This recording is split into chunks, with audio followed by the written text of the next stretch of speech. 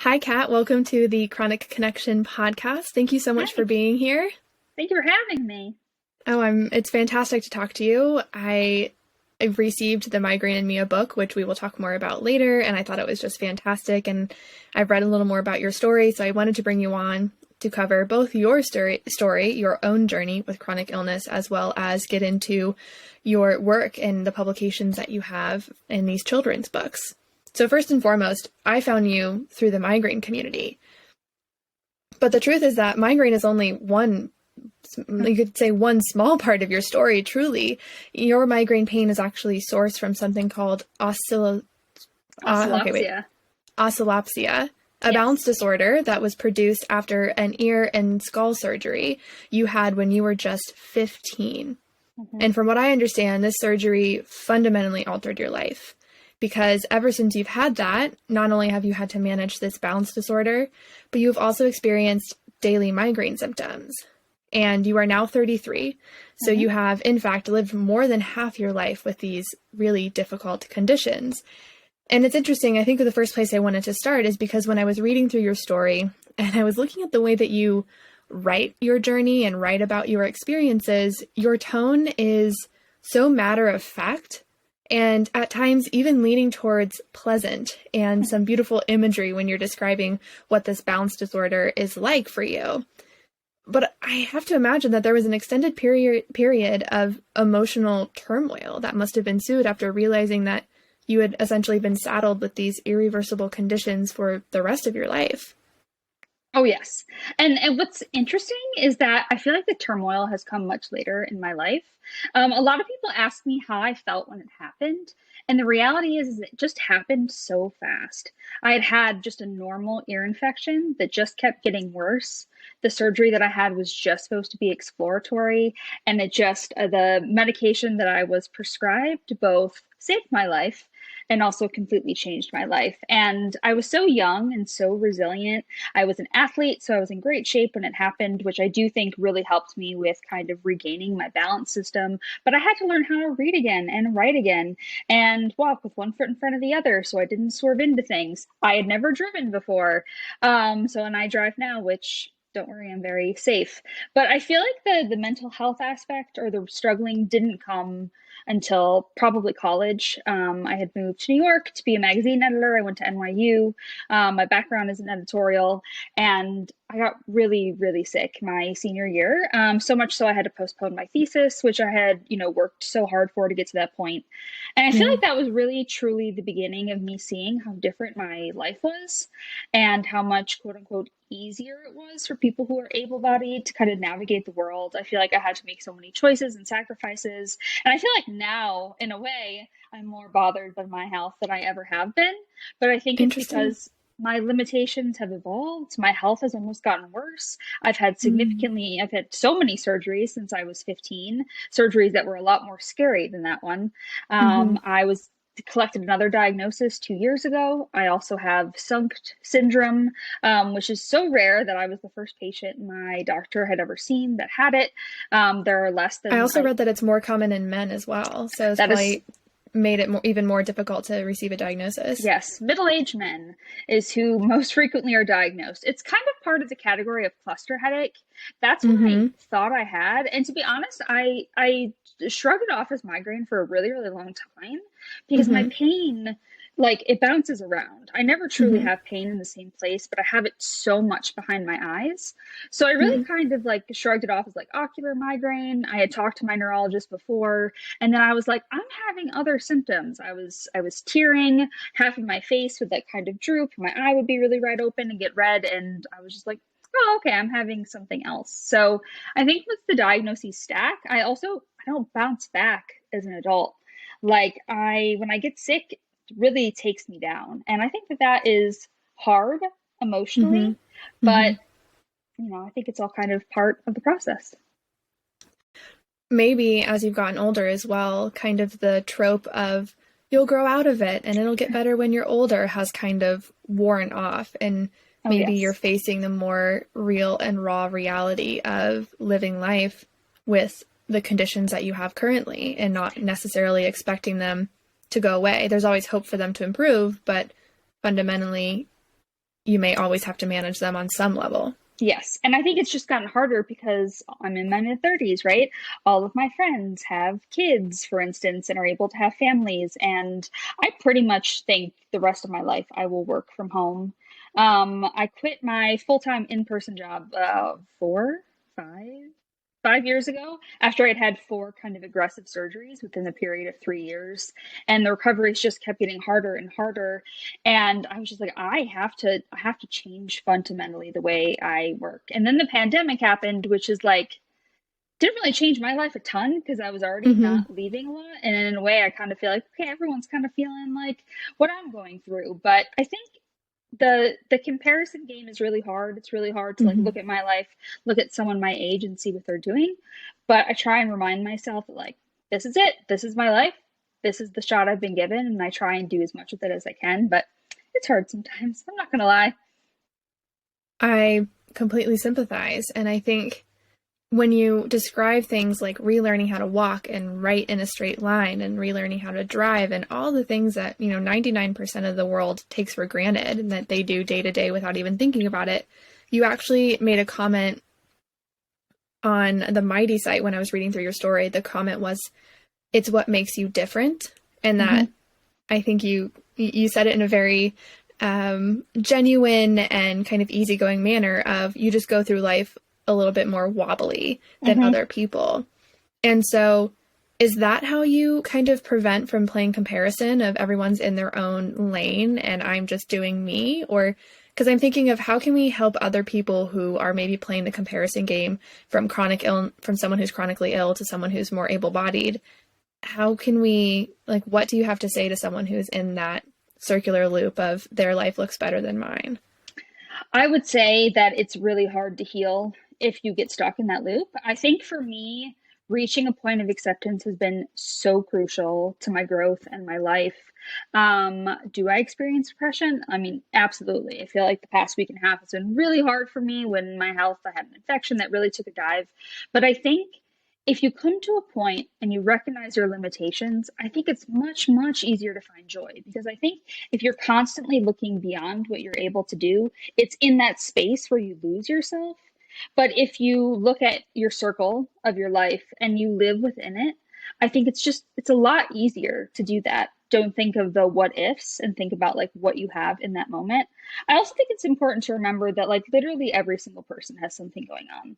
I think that physical illness is very difficult, mental illness is very difficult, disability, all of that combined.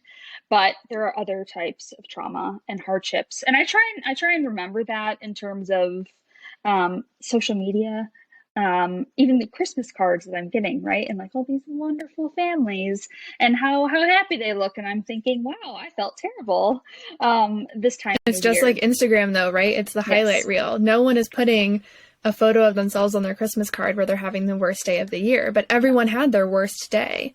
Exactly. And I think I always like to emphasize when we talk about acceptance that acceptance doesn't mean that you are settling. No. That you are okay with everything that's happening. It doesn't mean that you can't hope for a better tomorrow or improved symptoms. So what does acceptance feel like for you? I think acceptance is every day waking up and trying to do the best I can. I think it's accepting that every day will look different. I think that is really the key. I think sometimes I find myself getting caught in this core loop where I want every day to be the same, where I'm like, I hope the pain stays at this level so I can accomplish this. But I think acceptance is waking up, figuring out how you feel, accomplishing what you can, even if that's just getting out of bed, maybe washing your hair, or maybe not washing your hair because that can be really hard. And then moving on to the next day and understanding that you went through so many tough days up until this point, and you'll continue to get through all your tough days after that. The comparison game is so hard, and I have not perfected it, but I really try hard to stray away from it because I don't feel good about myself when I do it. I don't know anyone who can sit there and play comparison with highlight reels and think, oh, this is, this is great. My life is great. I think it's a lose-lose battle, truly. And one thing that you also mentioned is that having all of these experiences and the struggle that you've endured has really allowed you to cultivate a deep level of empathy for other people. And I'm curious, how does that empathy operate within your day-to-day life? Because from an outsider looking in, like, I have such deep empathy for you and for all the experiences you've had and how limited you are in some senses of physically limited. And so it's truly admirable that you can then turn around from the inside looking out and have empathy for everyone else in your circle. It's interesting about empathy because when you express it or practice it externally, it really helps you internally. So the more grace I give to other people, the more grace I can give myself. I don't really think it works the other way around, especially for me. I am very much a person who is compassionate and I love helping others. And I always think about how would I want someone to treat me in my darkest moments? And I take that and I project it through everything I do, right? So say someone in my life lashes out or is really short at me. I try and step back and think about all the things that could have left up to it. Maybe they're anxious about something. Maybe the date on the calendar means something to them. Maybe someone doesn't text me back for 4 days, right? And instead of saying like, wow, like, did you read it and ignore it? It's like, I wonder what that person's going through. Like, I wonder if such and such was really bothering them, because that's what I want people to do to me when I lash out or get angry or don't text someone back, which is definitely, I isolate sometimes when I'm in my most highest points of pain.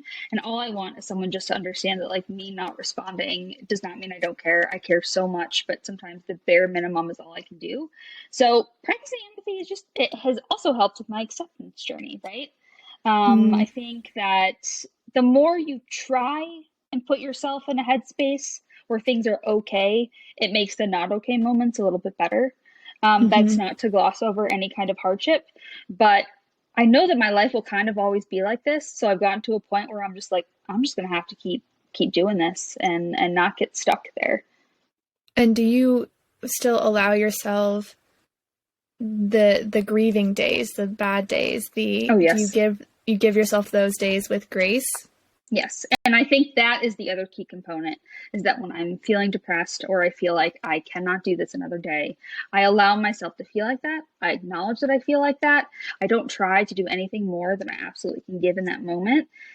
And that makes it, I think, slightly easier. I also think it's really important to, like, tell people that.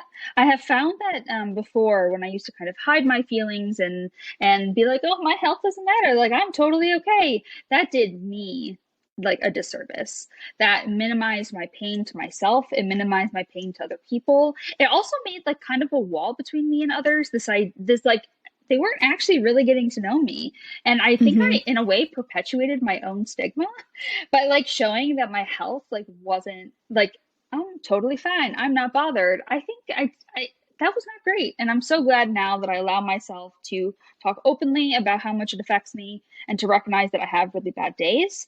But I also think it's important to take the medium days and try and capitalize on them. So when the bad days do come, you don't feel like you're always stuck there. I appreciate how you said that. And I think one thing that I've been thinking about as we've been talking about acceptance and empathy for other people, it brings me back to something that I learned or heard earlier this year about love. And it's that everyone is a reflection of your own love, because the love that you give to them is the love that comes back to you. And so I think it's the same for empathy, acceptance, understanding. And really what we're talking about just now is authenticity, of saying, these are my feelings, these are my symptoms, this is the kind of day I'm having. And I encourage people to think of someone who you know shows up so authentically. I can think of someone, and I can see her sitting just right next to me. And when she is with me, she's one of my dearest friends, I feel like I can show up wholeheartedly, like I can be my truest self. So don't think that it's selfish to share your experience with people. Think of it as, if you're opening your door, then they can show up and open theirs. I have a term for that. I call that the authenticity exchange. When one person opens himself up, it allows them to exchange the authenticity because they feel at home because you provided a safe space. And I think that that's why I love the chronic illness community. And that's really what has shown me that that's possible. And really, that it's such a, You don't find that in other places. You don't find people talking as much about all of their depths and all of their layers. Sometimes I feel like I make like more sad posts on Instagram than I make happy posts. But you know what I find? Those are the posts that get the most comments, which is obviously not my aim, but they're ones that tend to resonate the most. It's people showing up in the comments being like, wow, it's totally how I feel today. It's totally how I felt last week. And when Mm-hmm. you show the not so fun layers, it invites people to share the not so fun layers of themselves. And isn't that what life's kind of all about? I like to think so. Think about your friendships, chronic illness or not. You would never want someone to show up as three-quarters of themselves No. because then you don't even know them. Then you Mm-hmm. can't show up for them when they need you, and they probably can't show up for you. And I agree, the chronic illness community is so unique and special from my experience as well, of people being open and wholehearted and genuine, and that the really tough emotional moments are typically when people come out of the woodwork and support you the most. I agree that those are Mm-hmm. typically the posts that get the most attention and comments. And I think it's truly because it's the conversation that we are not having in our day-to-day lives. No Totally. one, right? Like at work, you're not going to sit down with a coworker and be explaining the depths of your pain and how you thought you wouldn't even wake up today because you were weighed down by your symptoms last night. That's not something that is typically forefront of mind day to day. And so when it comes to this online space and this online community, it's so relieving to finally have a space where you feel like your worst moments are being talked about freely and openly. Yep. And I think it's also important to consider that when you think about the people you surround yourself with. I think if you surround yourself, whether it's a profession or family or friends or loved ones or relationships, with people who do not accept your health, that doesn't set you up for success because they're the feelings that they perpetuate or their expectations on you, you begin to internalize those expectations and you want yourself to be different. But if you surround yourself with people who accept your health for what it is, who get it, you're more likely to get it and accept it yourself. And I know that that's not always possible. Sometimes we find Mm. ourselves in situations where we need to put up with someone. But I think the more you can and the more you choose people based on how they treat you when you are having a really bad health day, I think that that will only further you in a good way in your health journey. I agree. I think you can look at your social circles as a series of rings, and the circle closest to you are the people who should support you wholeheartedly Mm-hmm. and make you feel like you are not a burden and your illness is just a small part of you, but it's not all of you. Mm-hmm. And then I think with those people too, those people can, one, just innately have an understanding and be open-minded, but you can also coach people to get there, Mm-hmm. as long as they're willing to learn. They don't Yes. innately have to understand. And I think a good place to start is saying, I have this condition, and these are some of my experiences, and this is, XYZ is may how it affect how I show up for our friendship or whatever kind of relationship it is. And then give them permission, if you're okay with it, to ask questions back. Because I hear Mm-hmm. from a lot of people that they are afraid to ask questions because they feel like it's intrusive or is uncomfortable or it's not a topic that they want to bring up. But I would rather have someone ask me too many questions than assume something wrong about my experience. Oh, totally. In fact, some of the most beautiful words in the English language are I don't know. And I really respect people who don't know what to say, but they want to. They want to learn. I always love it when someone's like, oh, I'm going to go look that up. Or ask me what oscillopsia is, doesn't pretend like they've actually heard the term before and then make assumptions based on what I'm able to do. And I think that is really key. Sometimes I get really kind of like upset when the chronic illness community is in charge of the education of the non-chronically ill. But I realize that it has to start with us as the people with lived experience to teach others who don't. And my hope is once we've taught the front line, then the front line can go to the second line and teach them about chronic illness without putting the burden on us. But I do, people that ask questions, even if they're small or even if they're big, I think it also like means a lot. It means that you care. It means that you want to know me and all that I deal with. So yeah, great point. And the thing about, you mentioned us educating the front lines. I completely agree, especially when it comes to conditions that are so widely known about that, for example, with migraine, and someone goes, oh yeah, my sister's aunt something, or my aunt's sister has that, or however that family tree would work. You know, I know so-and-so who has migraine, but they never took the time to even look it up. And they're like, oh, what is it? Like, how does that work? And like a quick Google search could solve that, right? It goes so far. Yeah. Yeah. And so I think there comes a time when it's frustrating in terms of like the fundamentals of an ailment that, especially if they've heard of it before, they've come across it before, it's probably been taught in some level of school, depending on your career path. But I'm very open to educating people about my particular experience, because I think something that I've learned over the last 5 years of being in this, specifically within the chronic migraine community, is that no two people's experience looks the same. And migraine is really poorly understood, and the symptom clusters for different types of migraine can vary. And so from that standpoint, I am more than okay with people being open and curious about what migraine is like for me. It's a little bit of a nuance in terms of asking a question. I also think it depends on the timing, right? Like, don't ask someone a question when they are in so much pain they cannot form words. Like, that's not the time to like ask, but that's happened to me before. Or even like I've been in the hospital and people decide that that's the right time to like ask me deep questions. And it's like, I can't even figure out if I would like to eat or not. You know, ask me on a good day. Ask me after something's happened and you want to recap. I also think just like, it's funny, but like, especially with migraine, especially when you have chronic migraine and people are so in your life are so used to you being in pain, they stop asking how you are because they just assume you're in pain. But I think the value of a how are you feeling today is much more powerful than people recognize.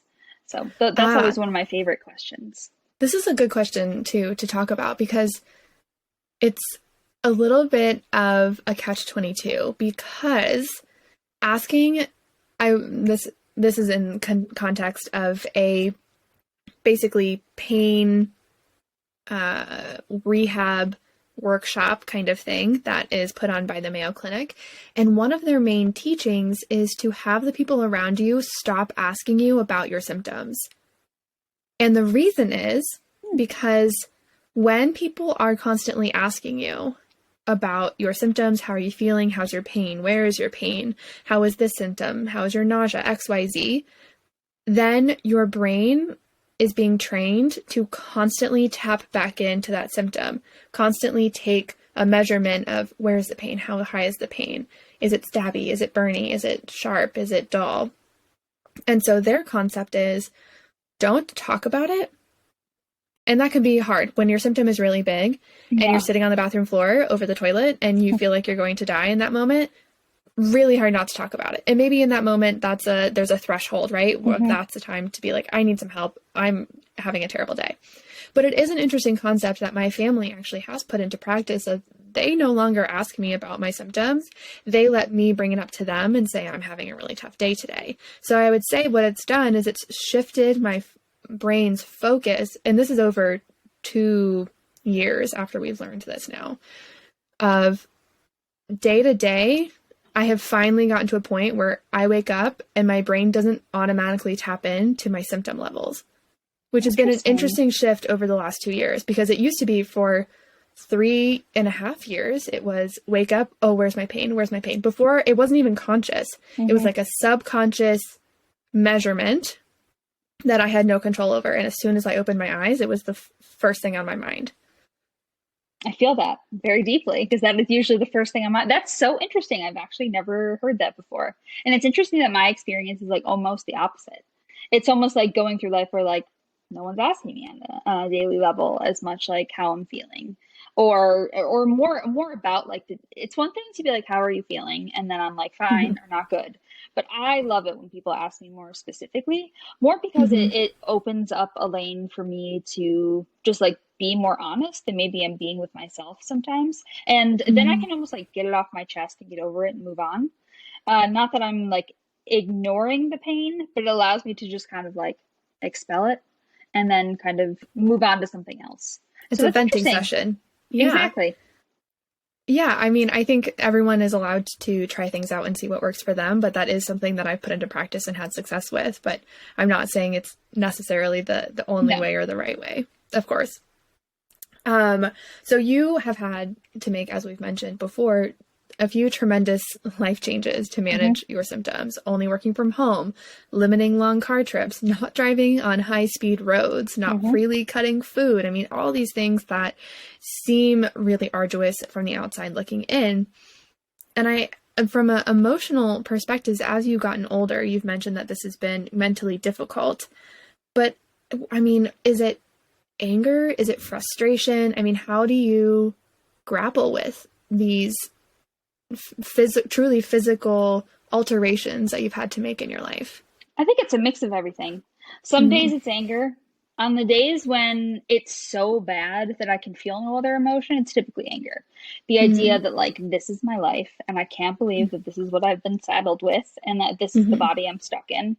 On moderate days, it tends to be frustration, but the frustration doesn't last all day, right? It's like Mm-hmm. if I'm having a really hard time making dinner because it's either really exhausting or my vision bounces, where a lot of this comes from. And that's why I have a migraine every day, is because, right, I'm looking at you on a computer screen, but I see various Morgans jumping up and down. And that's just what my daily life is like. If I move my head too fast and I look at the computer again, it will be even more blurry. So if I'm really, really Mm-hmm. tired, I find that I have to get at a bare minimum 9 hours of sleep, Mm-hmm. hopefully more towards the 10 to 11. And that sounds like a lot, but when I don't get enough sleep, my vision is so blurry and I get much more mentally depleted.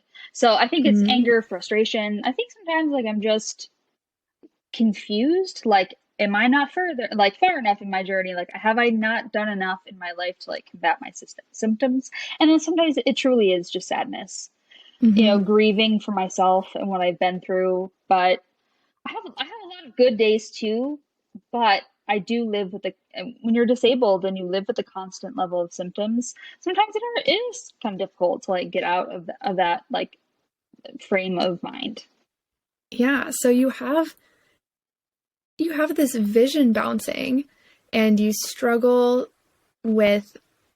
You said that you struggle with the outlines of different shapes. For example, Hmm. I know you wrote about cutting vegetables was really difficult.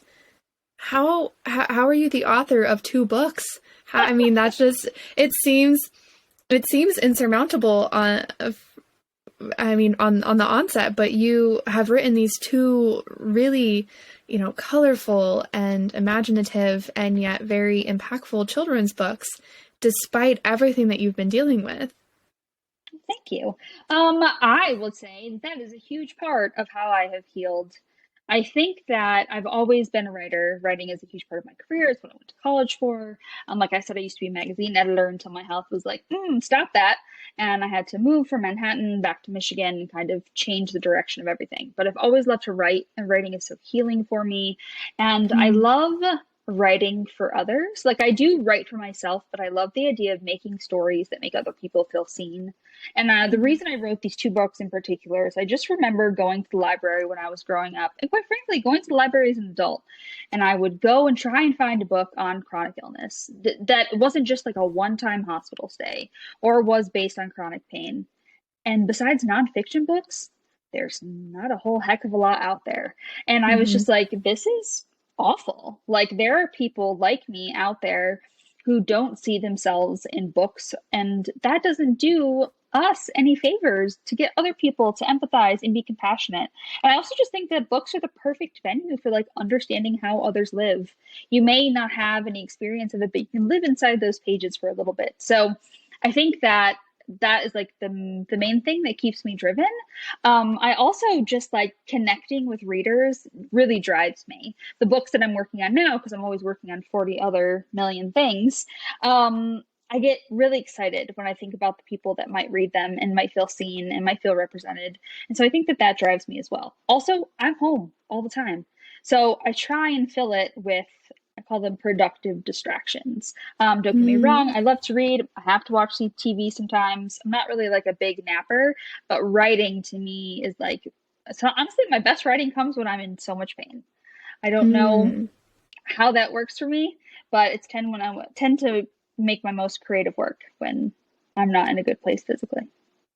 That's a fantastic mission, and it sounds like a really big why, quote unquote, your Hmm. why as to why you write and why you've been able to power through these symptoms. But even on just like a physical level, tell me what it's like to try and write a book when your vision bounces and it struggle to see the outlines of, I imagine keyboard keys are hard. Yes, keyboard keys are hard. I just have memorized them like Mm, physically. Like, I can type hmm with my eyes closed and I don't really have to look at them anymore.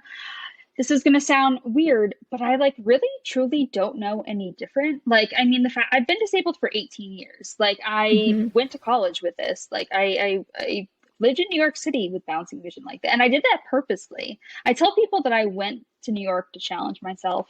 I wanted to be in an environment that was hard to navigate. And in a way, it was really good vestibular therapy for me. If you go to traditional vestibular therapy, they teach you how to walk with one foot in front of another. They place two cards in front of your eyes, each one with an M or an N, and you have to kind of like move your vision back and forth and figure out which one is right.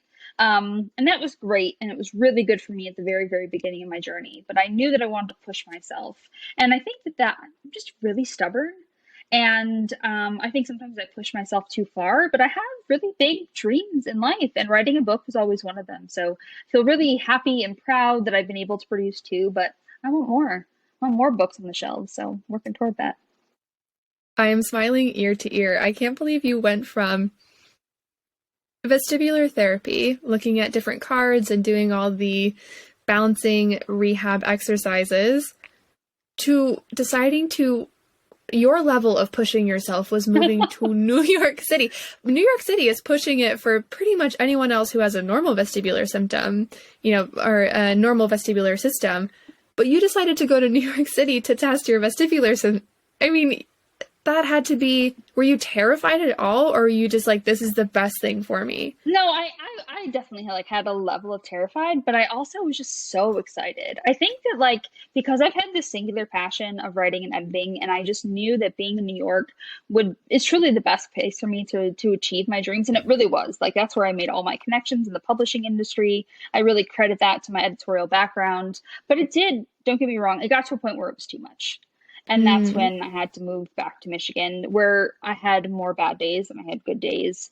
And functioning, thing about the professional world in New York, and this is probably not like surprising, is that it's really, really competitive.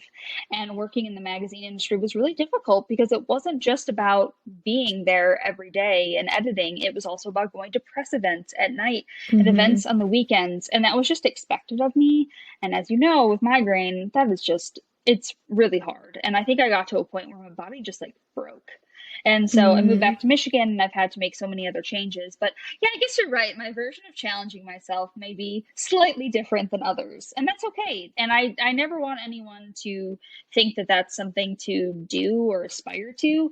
But I think that that's probably why I have the view of illness that I have, because I do try and challenge myself, but I'm working very, very hard on recognizing limits sooner so I don't get to Mm. the point of breaking. I think that that's also important to do, but I just love to write. Like I could write all day. I don't get sick of it. It's great. And so you have two books out currently, from what I Hmm. understand. You have Surgery on Sunday, and then you Yes. have Migraine and Mia, which is the one that I have and I love, and it sits on my bookshelf. Why did you decide to write for children? Yes, I get this question a lot. So to be clear, I do not have kids, and I actually don't really have a lot of children in my life. It's not, I don't have nieces and nephews yet, though I think it's happening soon. Mm-hmm. But I was a parenting magazine editor, so I got picture books sent to me all the time. My desk was full of them. I would review them. I've always really appreciated it as a genre. I think that people don't recognize how hard it is to write a picture book. It took me 2.5 years to really write both Surgery on Sunday and Migraine and Mia. They each went through at least 100 drafts. They took a lot of critiques, a lot of editors looking at them. And I also think that kids are so underestimated. Like their experiences are so much complex and rich, and they also are not jaded. And I think it's the perfect time to introduce them to concepts to build empathy that are beyond kind of the typical learn to be kind or don't bully. Like they're more than capable of learning other types of concepts. Also, they're experiencing them. pediatric migraine is significantly more common than people realize. And there are no Mhm. books for those kids. Like, where are they? So I really wanted to like own that migraine space, but it has been very difficult up until this point. So many publishers and agents told me, I like your writing, I like the story, but it will never sell. There is no place for a niche health book. I heard that for years. And that was really tough. But I think that also drives me because I just don't believe it. I found finally a publisher that liked my book and saw my vision and understood that I had so much lived experience. And guess what? People are liking it. Like, readers are connecting with it. They see themselves in the pages. And isn't that what a book is supposed to be? You know, I never set out to write a New York Times bestseller. Would that be nice one day? Sure, maybe. But I love that I've written stories that matter to someone. And as long as they matter Mm. to someone, then I really feel like I've done my job as a writer and also as a human. You're giving these children the gift of seeing their stories reflected back to them. Yep. And that's empowering. And it's also, say you're a parent with migraine, even if your child may not be experiencing migraine, what a fantastic way to teach them about what it feels like and what other kids may go through if they have migraine. And so I think you're right in that we underestimate kids and that but what I really thought and what I appreciate about Migraine and Mia is because when I received the book, my expectation was that you were, not you personally, but just that as a children's book, it would gloss over symptoms and avoid anything that was remotely negative about migraine. And what I think you did so masterfully is that you balanced the reality of the condition. You talked about things like aura and sensitivity of light and smells and sound and needing rest and darkness. But you did it all in a way that wasn't domineering. It wasn't scary. It didn't seem threatening. And it was in part with the beautiful illustrations that your illustrator was able to accompany with your writing. So it looked and came across as this is something that's uncomfortable and this is something that isn't a lot of fun, but in no way do I think it ever came across as scary, which I really think is a phenomenal, and it's a testament to your incredible writing and your skills as an author, because that's hard to do because it is a scary disease. And I think that's why it took me so long to write it. This is the story I love to tell, is that this book never had a character until I found my publisher. The book Mia was not a part of it. And when I, worked with my publisher, she was very much this idea that like it needs a kid to ground it. It needs a person in it so the symptoms can come alive. And I feel like that was really, really a game changer. But I feel a lot of pressure to do the migraine community well. So I was very, very nervous about this book coming out. But thank you so much for saying that I did the condition justice, because that was really my aim. But I also think that like I am a great person to tell the story, right? Like, I've lived with the condition for You've almost 2 lived it. decades. I get Yeah. really upset when I see health books obviously written by people who have never experienced it, because usually that's not the person who should probably tell that story.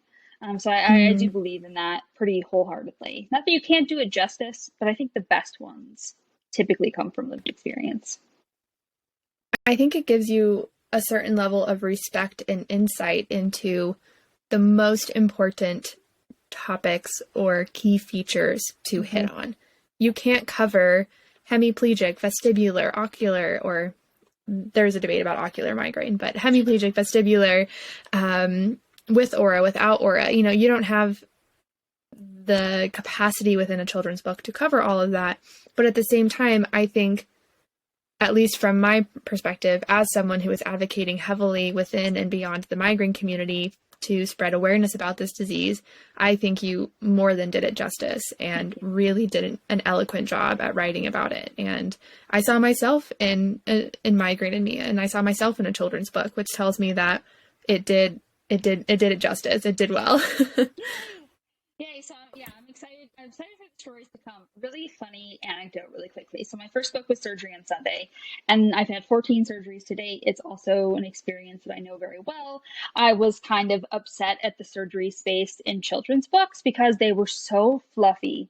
They Mm, typically were with animal main characters, right? So, Clifford goes to the hospital. We don't know why he's at the hospital. We just know that he's not feeling well. And 2 pages later, he's out of the hospital and life is amazing. And I mm, think it didn't do justice to what an actual surgery is. So Surgery on Sunday is very much based on the night before Sunday the main character has surgery through her recovery. And it primarily focuses on that experience in pre-op and post-op. So there are 4 pages dedicated to getting an IV, and I wanted to make it very, very realistic because guess what? Kids can handle it. But I did get a review the other day on Amazon that made me chuckle because the mom said my book was so scary that she wouldn't even show it to her daughter. But you know what that tells me? That tells me that you're not telling your child the truth about what could happen in surgery, right? I think you need to equip kids with the knowledge of what possibly may happen, and not in a really dark, scary place, but you don't want to tell them there are no needles and have them show up with a nurse who has a needle in her hand, right? Like you want to give them the authority and the autonomy to choose their experience and to figure out how they feel about it. Also, kids feel a range of emotions. I think that's the other thing that I kind of grapple with is like kids feel so deeply, and we need to write books for them that allow them to feel deeply as well and also choose how they feel, right? Surgery may be more scary to one person than it is to another, but you need to give them the space to feel that spectrum. So you writing about it not being scary or being realistic reminded me of that Amazon review, and it made me chuckle. So, it's interesting because fear really comes to play when your brain senses that something is threatening, mhm. something is unsafe, that you are in an unsafe environment. And I can't think of a better way to dissolve or at least diminish and take the edge off of what can be a really scary experience for a kid, whether it's a migraine attack or whether Mhm. it's a surgery, then giving them a preview and having an open discussion about what that experience could look like. Exactly. Yeah. Exactly. And I think that's the other thing. So aside from being realistic, what I didn't want to happen is for either of the books to be dry. I still wanted them to be fun. And I think that for Migraine and Mia especially, it was such a joy to write it. Like it just made me happy every time I did it. And then once I saw what Marusha, the illustrator, was thinking up, I was just like, this is so much fun. I want to write for the rest of my life. And I think that is why I do it. Like just the craft of writing kind of gets me through those really rough days. And when I hear that someone has liked the book, that motivates me the next day, even if it's a really bad day, to like get up and do it again.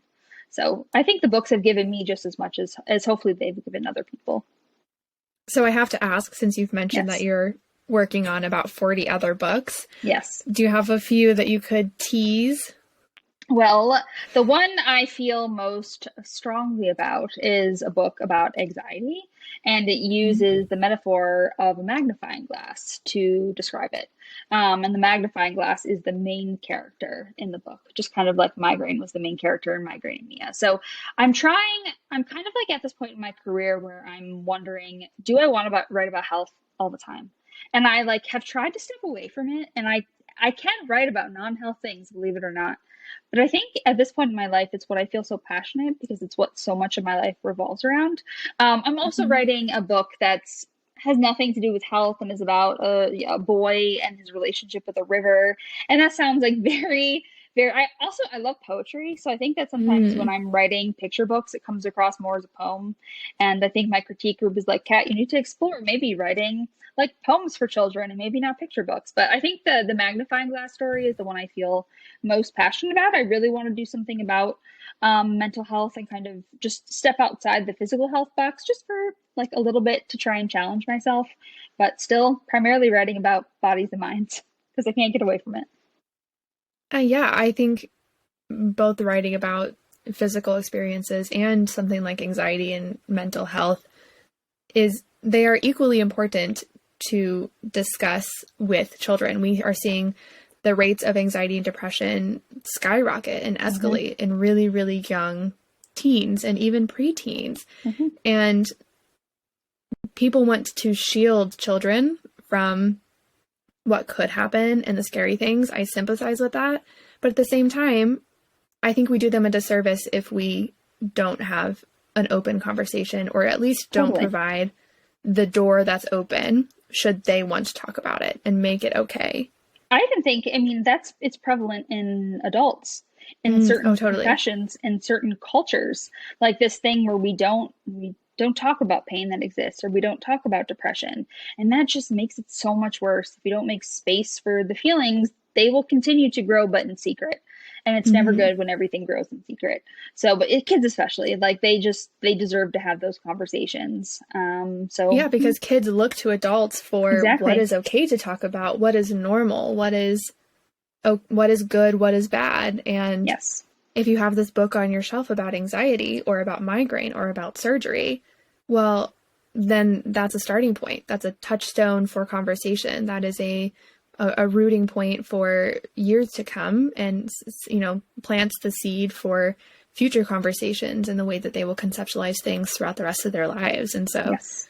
you are Snapping. making an impact. Yes. Snapping to that. That was great. Yes, I totally agree. Well, as we wind down, I just want to say thank you so much again for coming on. I've enjoyed getting to know a little bit more about your story and giving light to these books that you have already written. And whenever the next one comes out, let me know, and I will be sure to hop on and I'll give an Amazon review and support in any way that I can. Thank you.